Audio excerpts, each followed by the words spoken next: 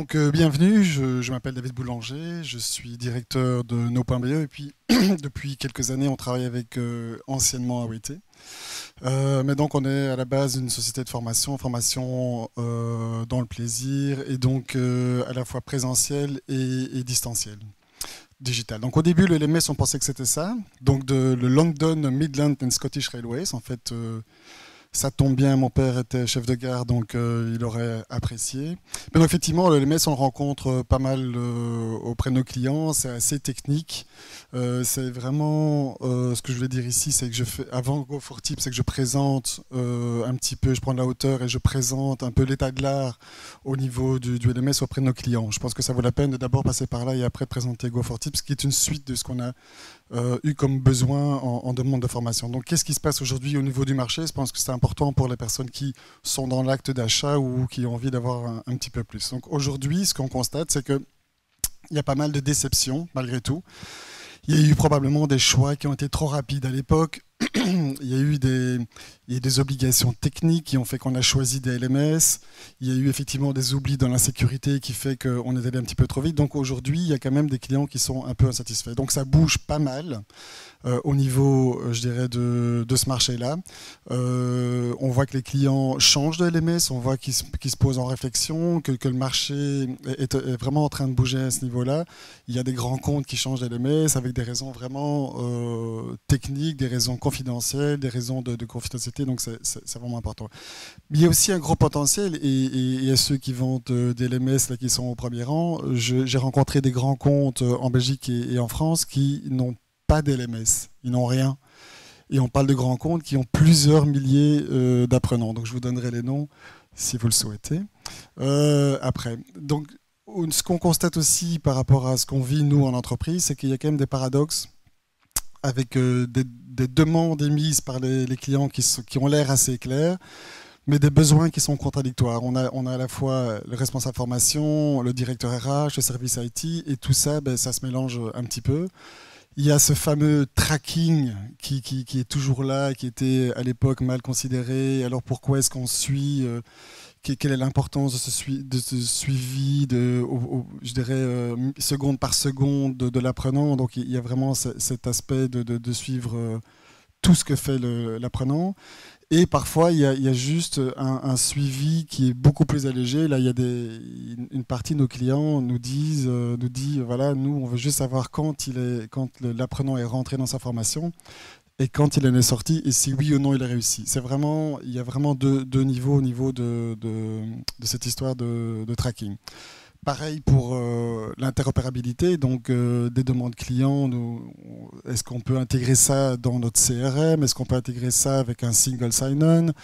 Est-ce qu'il y a moyen vraiment de faire des passerelles entre tout ce qu'on a? Et parfois, d'autres qui nous disent, et des grands comptes également, hébergez tout chez vous et on vous laisse gérer ça totalement. Et donc c'est effectivement le cas.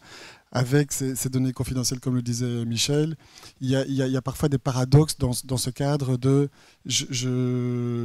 j'aurais voulu avoir l'hébergement chez moi, mais je le laisse à quelqu'un d'autre. On est de plus en plus dans le mode sas. Donc, il y a pas mal de choix. Et pour répondre à ce paradoxe, effectivement, il y a pas mal de choses que doit fournir la personne qui fournit un LMS à son client.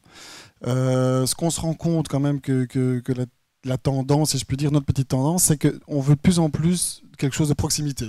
C'est fini d'avoir un LMS. C'est fini.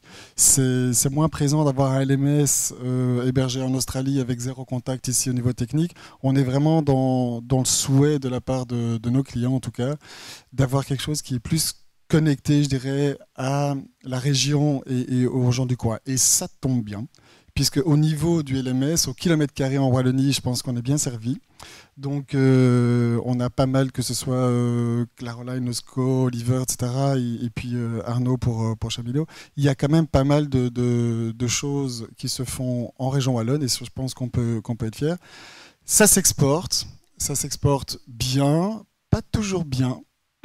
Récemment, enfin, pas plus tard qu'hier, l'administration publique wallonne a décidé d'acheter à une entreprise flamande une solution française. Donc on va dire que sans doute que les services proposés par les LMS wallons n'étaient pas bons. Mais enfin voilà, on peut dire que ça s'exporte quand même.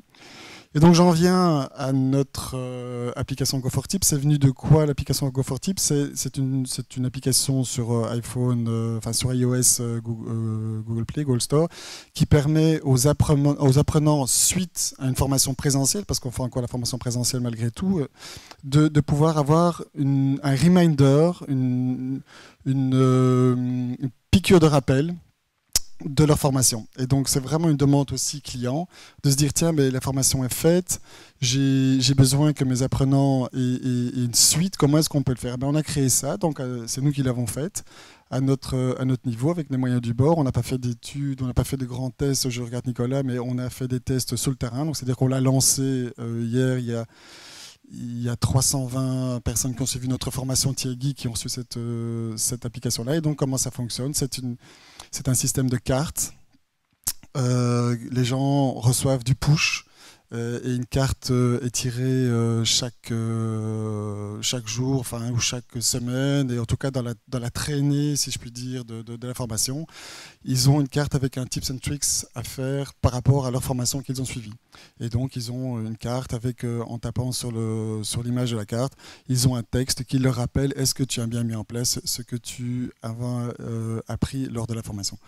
Donc voilà un petit peu cette mini-application qu'on vient de lancer. Et c'est vraiment une suite, je dirais, de tout ce qui est mis en place au niveau formation en termes de transfert et rappel je dirais, le rappel de la formation initiale. Je suis dans les temps? J'ai l'air. Merci beaucoup.